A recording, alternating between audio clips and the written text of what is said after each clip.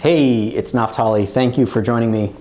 Day 5 of the Humans Working Book Marathon. If you don't know what this is about, go check out day number 1. All right, so today what we're going to talk about is the understanding, right? What is the understanding? The understanding is that our experience is created from the inside out, moment to moment. All right? Now, I described this a little bit on day 2. I'm just going to go a little bit deeper today, okay? So, like I said, it often looks like we're experiencing what's going on around us, right? So, you come home from work and your spouse has that tone, right? And you're like, what are you talking about? Why do you have that tone? Like, that makes me feel bad when you yell at me.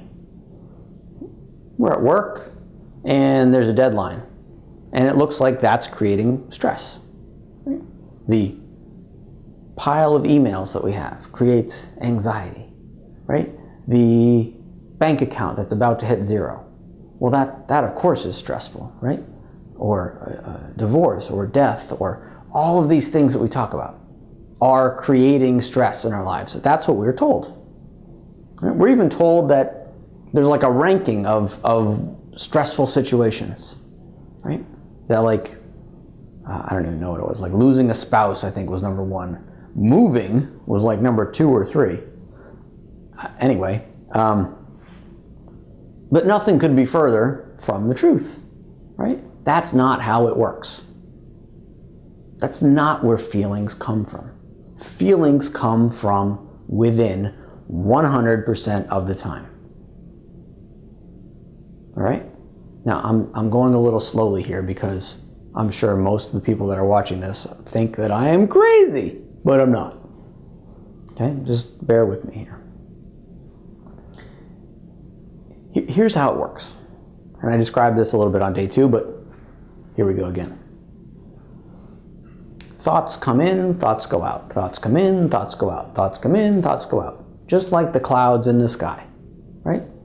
Tons of them every day. Hundreds of thousands, maybe 100,000 thoughts a day. Most of which, maybe 95% of which, are subconscious. You don't even notice them happening. Right? Thoughts come in, thoughts come out. Thoughts come in, thoughts come out. Imagine if you had like a TV screen above your head that showed every thought that popped into your head. And people could watch this. What the heck would they think of you? But what happens is, as a thought enters, we turn it into something. We tell a story about it. We have an idea about it. We apply our entire belief system, our childhood, our religion, our values, our political whatever, to this thought which entered, which was neutral. When it came to us, it was neutral. Then we put all this stuff onto it. And now, right, it looks like something really bad or really good. But it's us. It's us that's doing that, right? Now, not consciously. This happens in a process that is so fast. It's like when you turn the light switch on the wall and the light comes on, right? It doesn't take a long time for that to happen. And that's what's happening in our mind. But it happens so quickly that it looks like it's one and the same. It looks like something happens and you feel bad. So it must be the thing that made you feel bad. And this is what we do. We feel bad just because we feel bad sometimes. There's just crappy thinking that comes in sometimes. And there's great thinking that comes in sometimes on its own through no fault or doing of our own. But what happens, especially with bad feeling, is the bad feelings come and then we look around and blame it on the thing closest to us, right? Here's an example. Let's say you wake up in the morning, you go down to the kitchen, and your kid has like turned the kitchen upside down. There's pudding on the wall, and there's silverware all over the floor, and you get the idea. It's like a scene from the movie Mr. Mom in the 80s. Remember that? Now, it might look to you like that's a stressful or annoying or frustrating or whatever situation. But I promise you that that situation would not look the same every day. Meaning, if you woke up on the right side of the bed and the sun is shining and you just think the world is great and you're excited to go to work and you're in love with your partner and et cetera, et cetera. You go downstairs and your kid has turned the kitchen upside down. Chances are pretty good you're going to say, just a kid, let's pick it up. Now, if you wake up on the wrong side of the bed, the whole world looks black. You want nothing to do with life. All you want to do is crawl under the covers and call it a day. And you go downstairs, your kid could drop a spoon on the ground. It's going to be the end of the world. Right? We're not experiencing the thing that's happening. If we were, that same situation would always affect us the same way, but it doesn't. We're putting our, you can call it story, our beliefs, our mood onto it, and then telling ourselves that that's reality. That's reality. Not seeing that yesterday, when our kid turned the kitchen upside down, that it looked completely different. All right?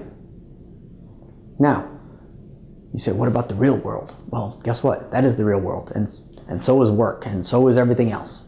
It all works exactly the same way, 100% of the time, without question, for 100% of the people on the planet, regardless of their upbringing, socioeconomic status, race, gender, religion, whether they're a criminal or not, whether they have a chemical imbalance, whatever you might want to call it, 100% of the time works for everybody, okay? Now, to some people, it looks really, really, really real that if you look at them the wrong way, they need to, hit you, do something about that. Right? This has happened to me on the street where I live in a very nice neighborhood where as I cross paths with people, I usually smile at them. And usually people smile back. One guy the other day looked at me and was like, "What the F are you looking at?" And he got up in my face and he was, right? That looked real to him. It looked real to him that I was a threat or I was creepy or who knows what he was thinking. But that looked real to him.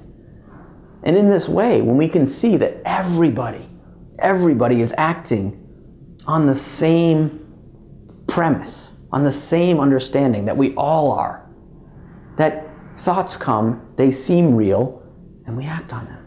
And in that way, there's a certain innocence, right? So for this guy who kind of got up in my face and was yelling at me, was it uncomfortable? Sure.